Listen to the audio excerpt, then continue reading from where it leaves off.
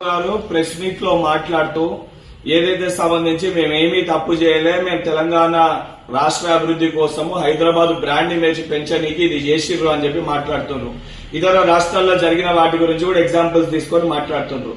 ఎక్కడన్నా మీరు brand image పెంచనీకి గానీ ఏదన్నా మీరు ఏదైతే ఫార్ములా రేస్ గానీ ఇంక ఇతరులు ఏదున్నా కూడా ప్రొసీజర్ ప్రకారంగా యాజ్ పర్ ప్రాసెస్ జరిపింటే ఎవరికి కూడా ఎటువంటి ఇబ్బందులు ఉండే.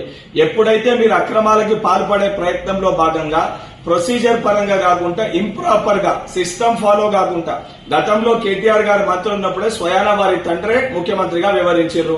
షాడో ముఖ్యమంత్రిగా రోజు కేటీఆర్ గారు ఉన్నప్పటికీ కూడా ప్రొసీజర్ ఫాలో కాకుండా ఈ యొక్క అక్రమాలకి పాల్పడరంటే 100% దాంట్లో ఏదో కాన్స్పిరసీ ఉందని అనుమానాలు చాలా స్పష్టంగా కనబడుతున్నాయి.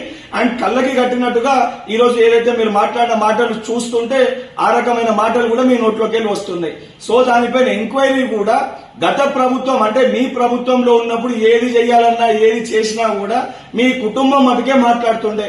ఈ రోజు కూడా ఆ యొక్క పరిస్థితి ఉందని చెప్పి మీరు తెలంగాణలో ఉందనుకుంటున్నట్టు.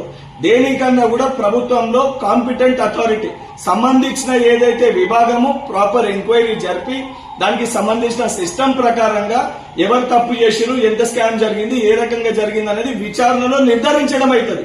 ఆ విచారణకి సహకరించకుండా కోర్టుకు వెళ్లి క్వాష్ పిటిషన్ చేసి ఈ రోజు ఏదైతే శాసన మండలిలో శాసనసభలో రైతులపైన చర్చ పెడదామనంటే లేదు, మా కుటుంబ సభ్యుడు జైలుకు పోతాడనేదే మీకు ప్రాధాన్యతగా తీసుకొని ఆ రైతులకు సంబంధించిన చర్చలో కూడా పాల్గొనలేదు మీరంటే చాలా స్పష్టంగా తెలంగాణ రాష్ట్ర ప్రజల కంటే రైతుల కంటే కూడా మా కుటుంబ సభ్యుడే మాకు ముఖ్యమనే మీ వైఖరి చాలా స్పష్టంగా ఈ రోజు కనబడడం జరిగింది.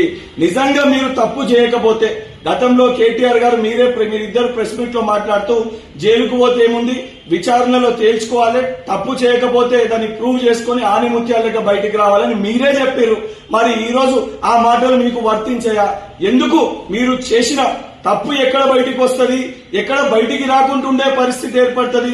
గతంలో మీ కుటుంబంలో ఒక కుటుంబరాలు ఏదో కుటుంబ సభ్యురాలు జైల్లో ఉన్నట్టు ఈయన కూడా లోపల్లో ఏదైతే నెలల తరబడి ఉంటాడనే భయం చాలా స్పష్టంగా ఈ రోజు మీ మాటల్లో కనబడుతుంది.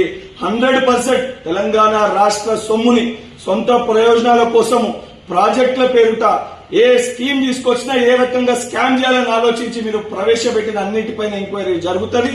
ఆ సంబంధించిన కాంపిటెంట్ అథారిటీ చర్యలు తీసుకుంటది.